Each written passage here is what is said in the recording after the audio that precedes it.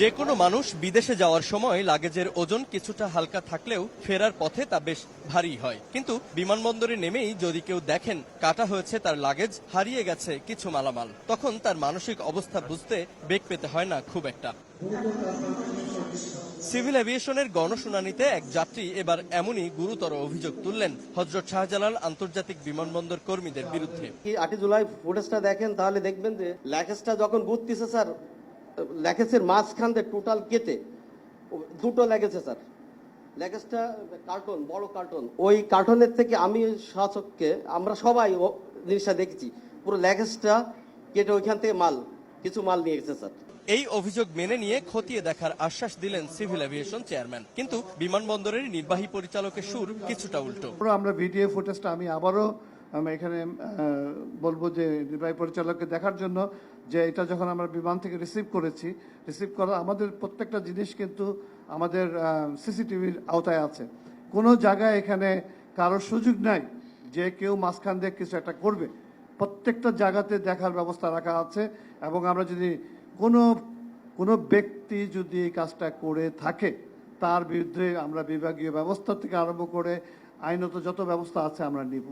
অনেক সময় অরিজিনাল ব্যাগটা আমরা কাটা পাই। আমাদের এখানে বিমানের কার্গো থেকে নামানো থেকে শুরু করে up to the luggage makeup area এবং লাগেজ বেল্ট পর্যন্ত আমরা প্রতিটা জায়গায় সিসিটিভির অন্তর্ভুক্ত থাকে।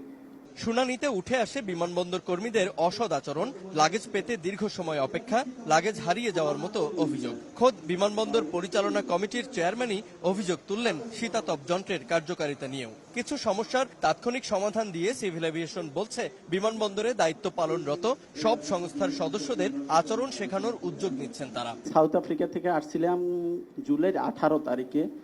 তো দুইটা টলি ছিল, একটা টলি আর একটা হলো কাঠন। তো ওই কাঠনটা আমি পাই নাই এখনো পর্যন্ত।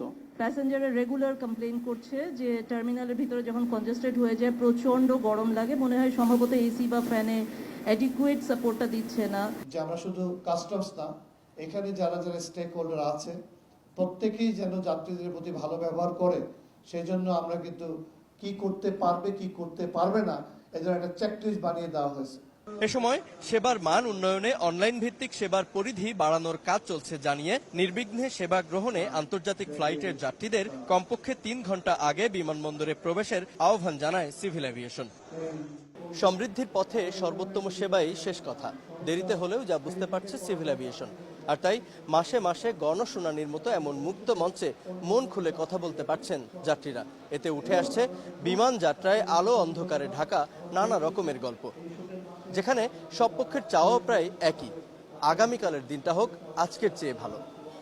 জুবায়ের ফায়সাল, সময় সংবাদ।